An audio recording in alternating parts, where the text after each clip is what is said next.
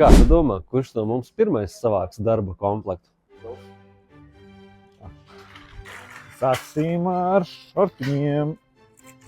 Vispirms paņemsim šortus. Paķersim arī flīsi aciņu. Protams, parasto džemperīti garām rokām. Tād mums vajadzēs foršas stretch bikses. Perfektas. Paņemsim arī stretch aciņu.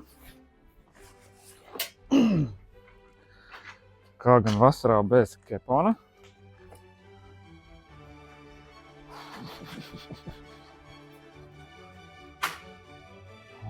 Un paņemsim foršus puszābakus. Protams, cimdā.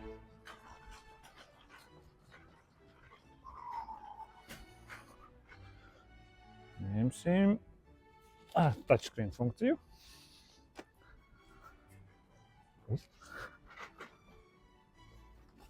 Un ķiveri drošam darbam.